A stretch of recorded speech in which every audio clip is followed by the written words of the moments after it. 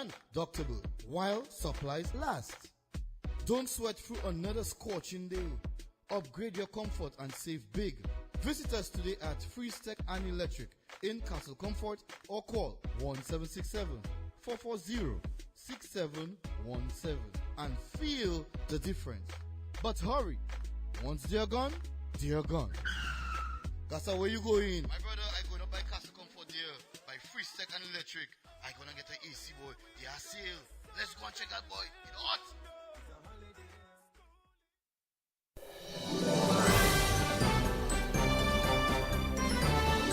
Fair and balanced, unbiased and clear, concise and accurate. This is the DBS Evening News. Here now is your presenter with the headlines. In the headlines, a firm surveying housing in Dominica after Hurricane Maria reports a 14% reduction in vulnerable homes. In the news from the region, Regional Crisis Supplies Hub launched in Barbados. And internationally, U.S. State Department orders embassies to pause new student visa appointments. The details of these stories and more coming up next.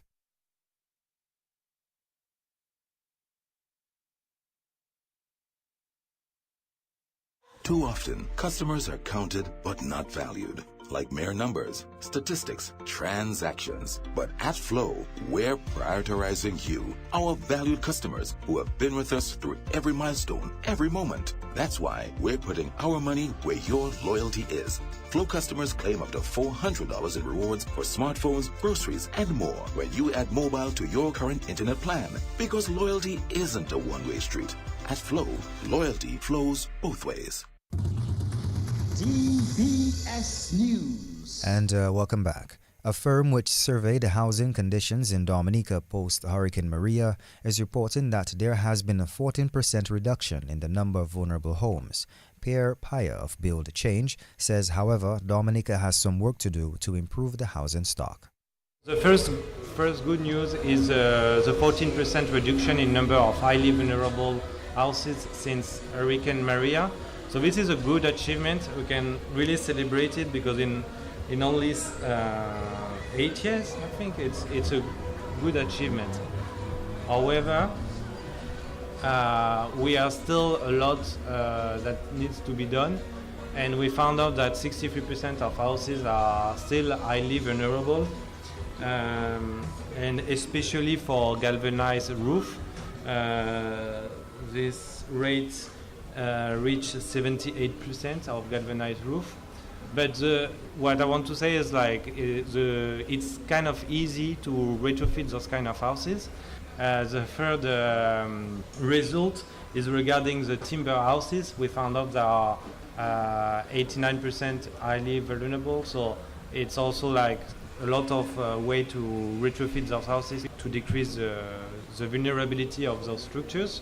And finally, I will finalize the result of the survey with a good news, like all the slab roof we found were not highly vulnerable.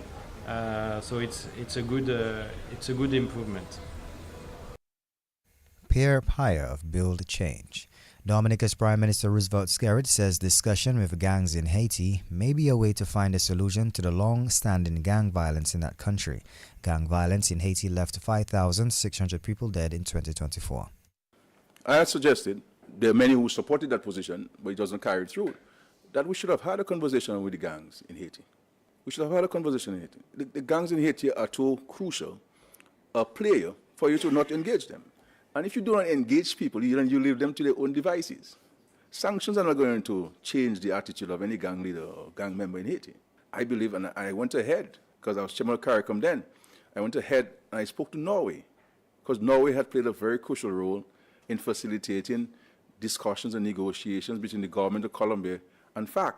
FARC was a terrorist group, and you have now people who are part of FARC in parliament, in Congress, in part of the government in Colombia. And so I understand people do not want to engage gangs and so on, but they're part of the society. We do not hate them, we hate their behavior and their actions. How do we get them to curtail or to change their behavior and actions? And to leave these guys to their own devices and send in drones to try to kill them and so on, all you're going to have is get the situation worse.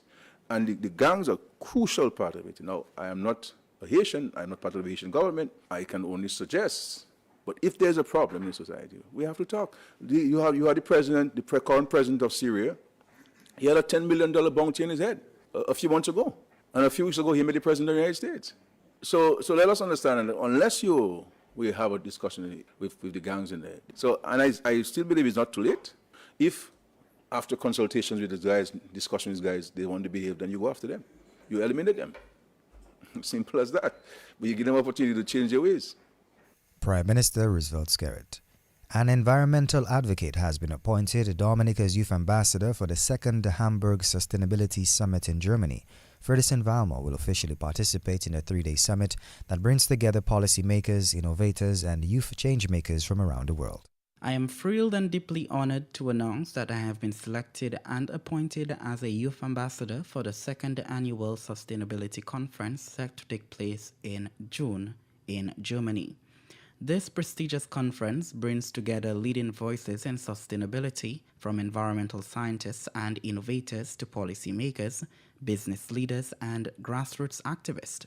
Being chosen as an ambassador is not just a personal milestone. It's a chance to engage in global conversations and be part of a collective effort towards building a more sustainable and equitable future. Sustainability has always been a central passion of mine. Whether for grassroots advocacy work, being a youth advisor to the UN Resident Coordinator for Barbados and the OECS, my work as a climate advocate, and my latest engagement with the UN High-Level Climate Champions for COP28 and COP29, Azerbaijan and Dubai. I've dedicated myself to promoting environmental responsibility, social equity, and long-term thinking, as well as the meaningful inclusion of indigenous peoples in environmental policy and climate action. Valmore says this opportunity will provide a voice for Dominica on the global stage. This ambassador role is a meaningful extension of that journey. It provides a platform to not only represent my people and the country and its unique challenges, but also to contribute ideas, collaborate with global peers and leaders, and advocate for inclusive and actionable change. As part of this role, I will engage with fellow delegates and speakers to exchange knowledge and best practices. I will participate in roundtables, panels, and workshops throughout the event, help spotlight innovative solutions and grassroots initiatives from underrepresented regions. I will share insights and key takeaways for various platforms. Work to ensure sustainability efforts are grounded in both global thinking and local relevance.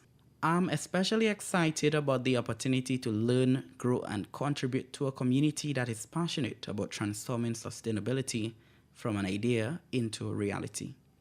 The challenges we face, from climate change to environmental justice, require bold, collaborative, and inclusive responses. I look forward to representing Dominica and my Kalinago people on this international stage and bringing back valuable knowledge and connections to support work within our community. Indigenous environmental activist Ferdinand Valmore. Dominica's path towards achieving Green Destination certification will be highlighted at the inaugural Nature Talks panel discussion carried for tomorrow. The event, being hosted by the Ministry of Tourism and Discover Dominica Authority, will be held at the Jungle Bay Resorts and Spa from 10 a.m. The discussion will be hosted under the theme The Importance of Sustainability and the Green Destination Certification. On Wednesday, May 20th at 10 a.m., the Ministry of Tourism and Discover Dominica Authority will host the very first Nature Talks panel discussion under the theme The Importance of Sustainability and the Green Destination Certification. We've brought together voices from across the tourism and environmental space to share where we are and where we're going. At the end of the day, this is about protecting what makes Dominica the nature island of the Caribbean, our rivers, our rainforests, our people, and making sure tourism helps, not harms. We'd love for you to be part of that conversation. CEO of Discover Dominica Authority and Director of Tourism, Marva Williams. A student transitioning to fifth form from the Castlebrooks Secondary School will receive assistance with funding their final year expenses through a scholarship. This scholarship is provided by the Dream Come True Committee of JCI Dominica. The Dream Come True Committee has taken up the mandate of offering a scholarship opportunity to a student in need from the Kalinago territory. So the JCI Dream Come True project, led by the JCI Dream Come True Committee, is a strategic fundraising initiative in partnership with FRS Express Brazil and We Church and Company Limited to raise funds towards creating more leadership development opportunities by JCI Dominica through a raffle drive. Through this initiative, the committee set out to create a positive impact in the avenue of education in a selected community and to reintroduce and create greater brand awareness of JCI Dominica, as well as enhance our community relations in Dominica. This Friday, May 30th, 2025, JCI Dominica will host a scholarship award ceremony to present the JCI Dominica Dream Come True Scholarship to a student from the Kalinago community. And this is a testament of the commitment of JCI Dominica in creating a positive change in our community and Dominica by extension, and also honoring the commitment made by the previous Dream Come True Committee in 2018 to adopt the Kalinago community. And so our efforts will go towards developing this scholarship opportunity to a student being promoted to fifth form for the 2025-2026 academic year. We are, of course, thankful to the Ministry of Education and Human Resource Development for allowing us to approach our target school, the Castlebrooks Secondary School, which has one of the highest populations of Kalinago students on island. But what makes this event truly meaningful for JCI Dominica is that it is a direct result of the commitment of our JCs, who would have served as the salesperson for our JCI Dream Come True raffle drive, which funded this scholarship opportunity. Chair of the JCI Dominica Dream Come True Committee, Adicia Burton. Vice President Internal at JCI Dominica, Duana Popo, says the Dream Come True project is amongst several projects being undertaken by JCI Dominica. We have a lot of projects which fall under this. Some of these projects are namely sustainable agriculture, Read With Me. We also have our biggest event yet, which is Kiddies Carnival. And then what we are currently undergoing is the Dream Come True project. This project has been going on somewhat since 2018, where we've made many contributions to the Eastern Kati School. In 2020, we have transitioned into doing assistance to students in the form of a scholarship award. Vice President Internal at JCI Dominica, Duana Popo.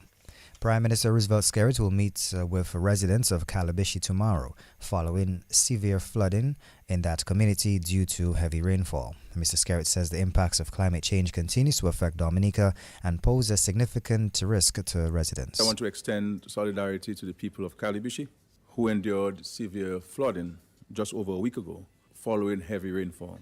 This latest incident serves as yet another stark reminder of the harsh realities of climate change and the increasingly unpredictable weather patterns that continue to place our communities at risk. As the residents of Calabishi press on with cleanup, I want to take this moment to urge communities across Dominica to take proactive steps to enhance their safety and preparedness. The fight against climate change demands collective action and a community response. Get involved. Clean your gutters and drains. Remove debris from waterways. Cut over overgrown vegetation that can obstruct the free flow of water. Together with your neighbors, organize community cleanups. Let us each do our part to reduce our vulnerability to these natural events. On Wednesday, I will visit the people of Calabishi to discuss with them how government can work closely with them to minimize future impacts. Prime Minister Roosevelt Skerrit. The University of the West Indies Global Campus, Dominica, has recruited the services of its Alumni Association towards getting more men into tertiary level education. Head of the UE Global Campus, Dominica, Dr. Kimon Joseph, says the participation of men in programs being offered by UE remains low.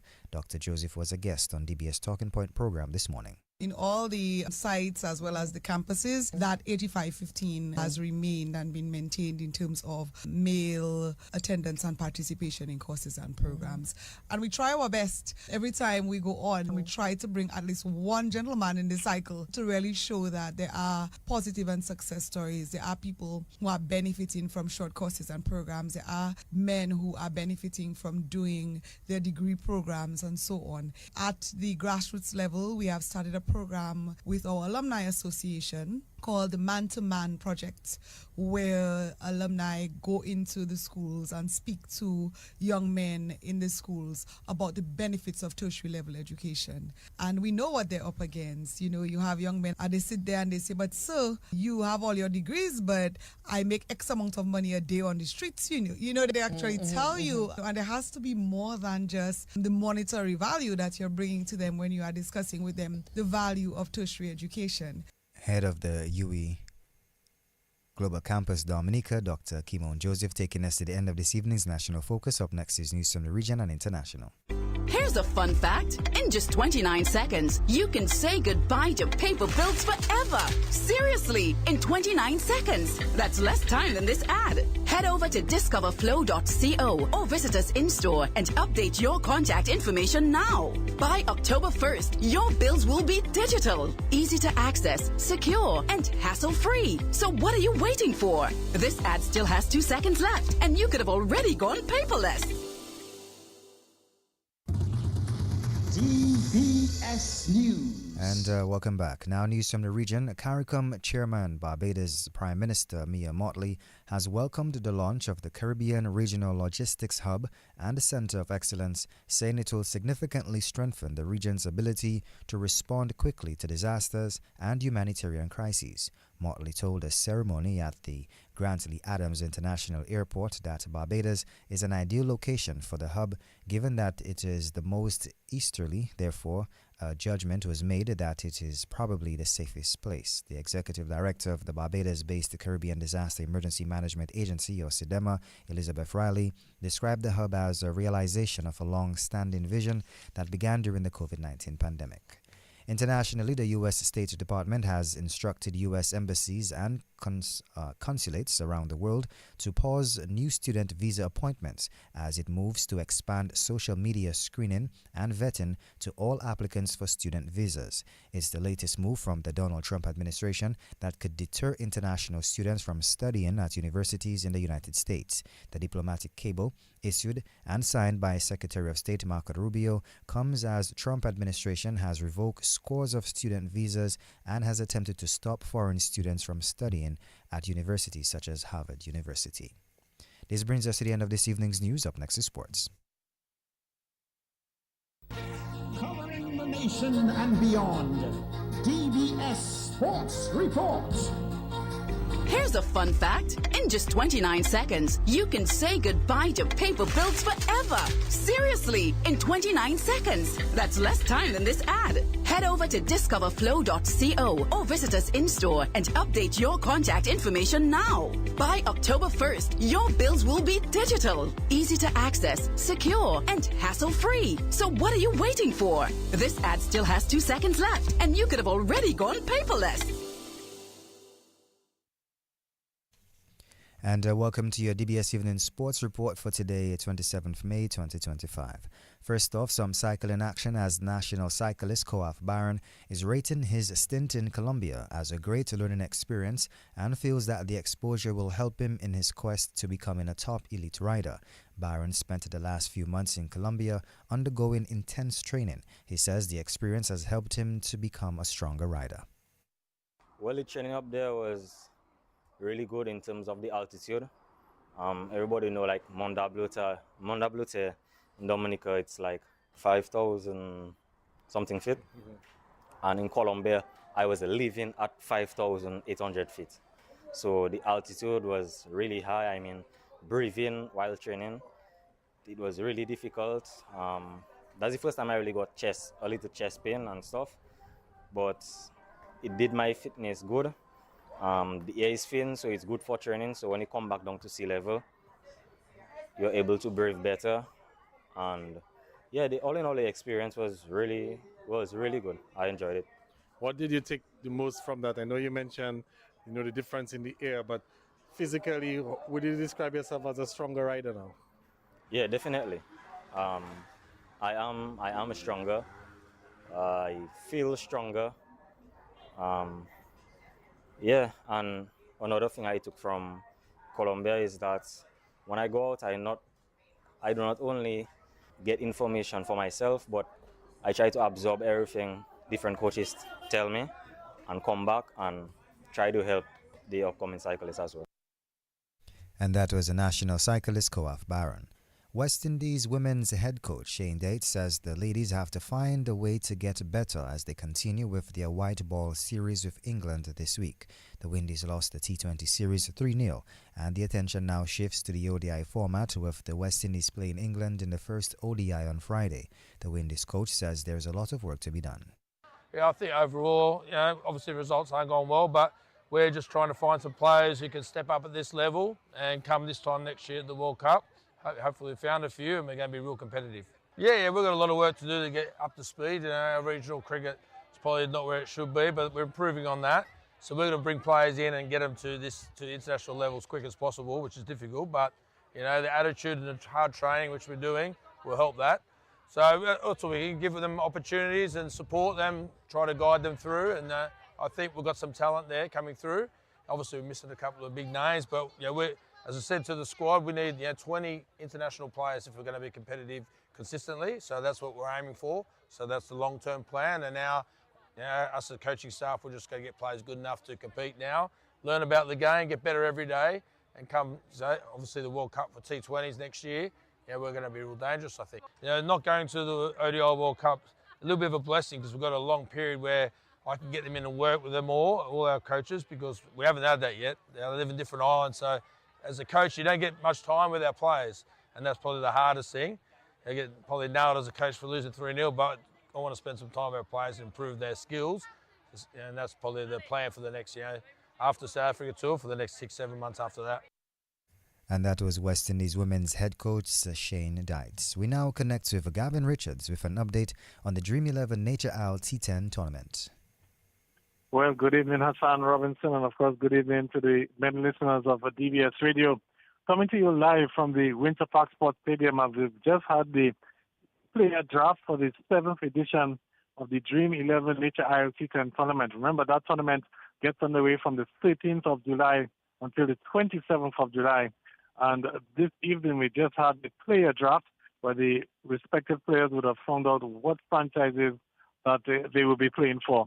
Obviously, it's going to be quite a long list, so we won't be able to give you everything tonight, because we have 6 franchises, each franchise selecting some 13 players. But we will just go through some of the highlights of this evening's draft. So the defending champions are the Barano Oti Warriors. They won the last edition, and the Warriors, they've been able to add, of course, Sunil Ambrish, the former Windward Islands Volcanoes captain. Sunil Ambrish as one of their overseas-based players. And, of course, the Warriors have Gian Benjamin as their nature boy and captain.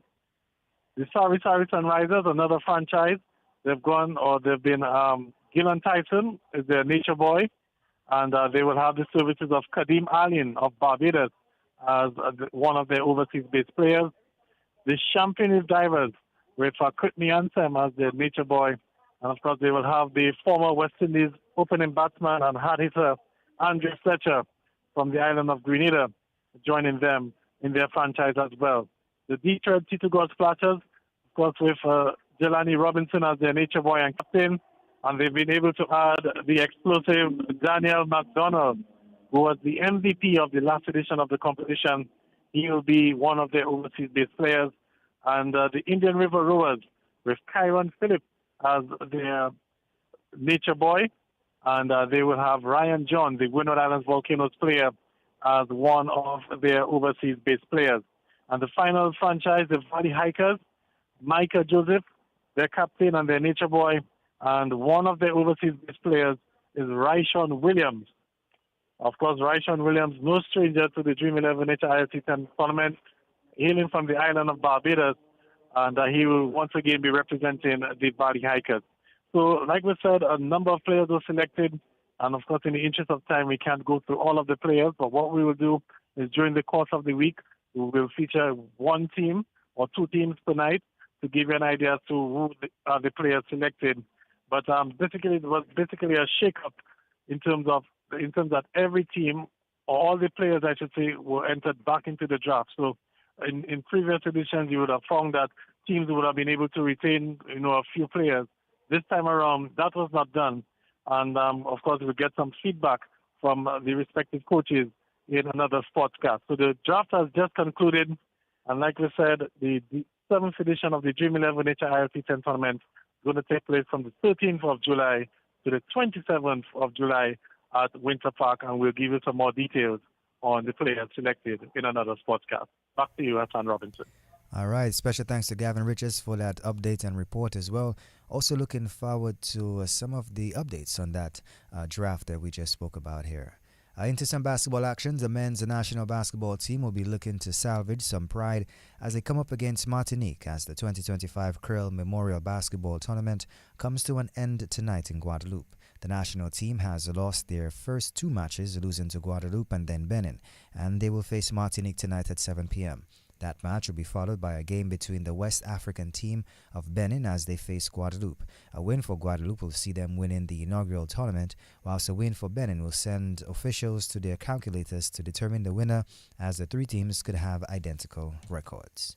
In some more sports this evening here, 5 overseas-based players have been named in the senior men's national football team for Dominica's 2 remaining World Cup qualifiers matches, which starts next week. Dominica will play the BVI next Wednesday at the Windsor Park Stadium and will play the Dominican Republic on June 10th. The 5 overseas-based players are goalkeeper and captain Glenson Prince, midfielders Fitz Jolly and Malachi Bonney, defender Mosiah Bonney, and forward Troy Jules. The technical staff of the senior men's national football team has named a 23-man squad, which also includes Leon Edwards, Nathan Newton, and Jaden Genoville, who all made their debuts at the senior level against Barbados a few weeks ago. The full team is goalkeepers Glenson Prince, Dante Newton, Jerome Buckard, defenders Marcus Breeders, Nick Anthony, Giovanni Xavier, Eustace Marshall, Mosiah Bonney, and Jaden Genoville, and Nathan Newton.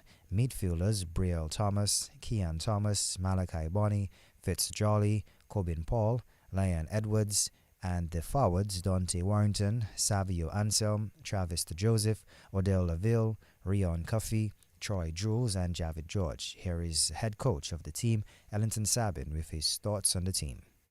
Well, the team is in good spirit. I mean, guys, especially this evening and leading up to this evening, put in a good shift, and every time they come, they can see the guys pushing each other to the limit. I mean, unfortunately, you have to cut from the squad.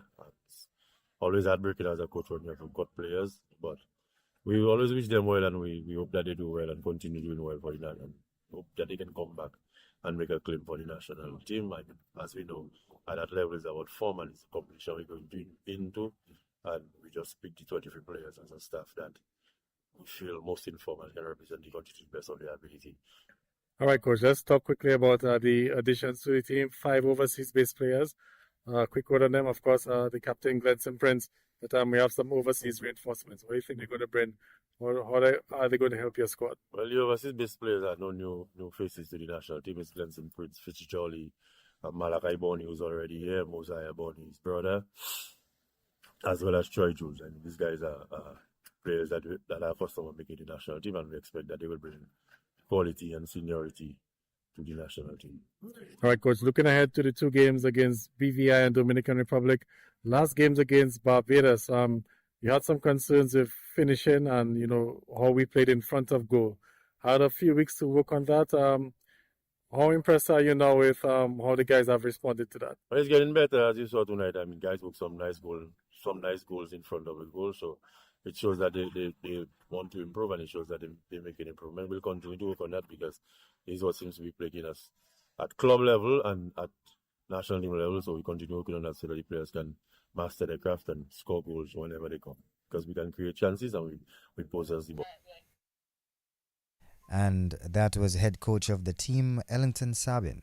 Head of the DFA Club Licensing Department, Erickson Delgalere, is hoping last weekend's governance protocol workshop will help clubs address their shortcomings as it relates to conducting their own meetings. The DFA met with representatives of the 30 clubs on the weekend. The workshop, which was aimed at better helping clubs' presidents and secretaries with the protocols for their club meetings, was conducted by local government commissioner Glenroy Tusa. And we felt it necessary because presidents and clubs, they must know how to conduct a meeting. And that is part of DFA's aim at building club structure and ensuring that the clubs follow the protocols in terms of how to go about conducting their meetings. Because as part of the club licensing agreement, the clubs need to have these things in order. So we felt it necessary to empower them so that they would do the proper thing. And then if DFA were to examine their books, then we can see that they are in compliance with DFA standards and what is expected of them as clubs. Because you need to be in compliance with what DFA is doing, because DFA gives the clubs a subvention and DFA needs to know how that money is being spent. And most of the times now, that will be recorded in their minutes, so DFA could easily look at their minutes and see how that money was spent, apart from the submitting a monthly report and so on. Some clubs have been reporting very well. Some clubs are lacking in that regard, so that is why before we take any drastic steps, we want to bring the clubs up to par with what is expected of them. So this week, we are having this workshop, and then 2 weeks from today, we're going to have one to the finance officers in terms of how to keep the records and how to prepare financial statements. Head of the DFA Club Licensing Department, Erickson Delgalere, taking us to the end of this evening's news and sports. A special thanks to the DBS News and Sports team and link personnel, DJ Halo Boy.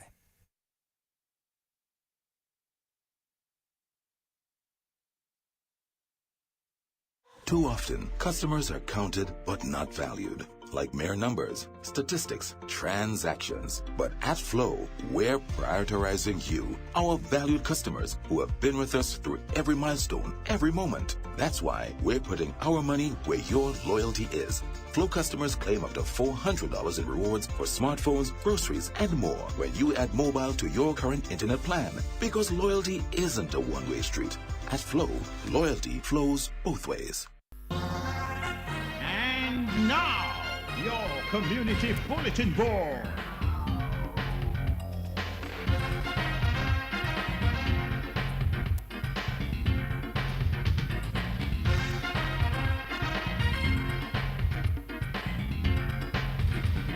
Good evening and welcome to the evening edition of the general announcements on the DBS Radio Community Bulletin Board. Of course, we do not have any deaf announcements this evening. We head straight into the general announcements.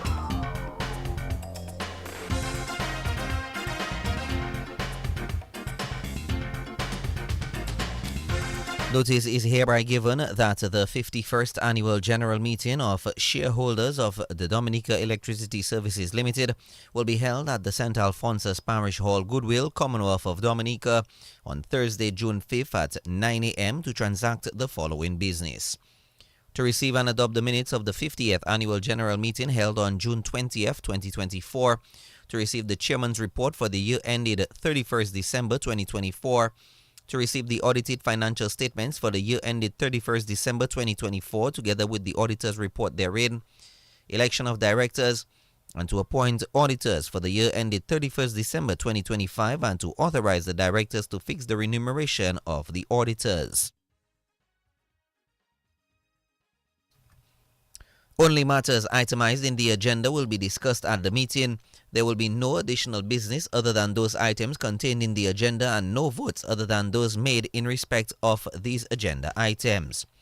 Shareholders are reminded that pursuant to Article 14.3 of the company's bylaws, nominations to fill the position of director on the board must be submitted to the company in writing, along with the required supporting document, not less than 48 hours before the meeting. Shareholders may use the company's director nomination form and nominee consent form to make their submissions. A member entitled to attend and vote at the meeting is entitled to appoint any person or persons, whether a member of the company or not, to attend and on a poll to vote in his stead. Proxy forms must be lodged at the registered office of the company not less than 48 hours before the meeting. Shareholders are particularly requested to take notes.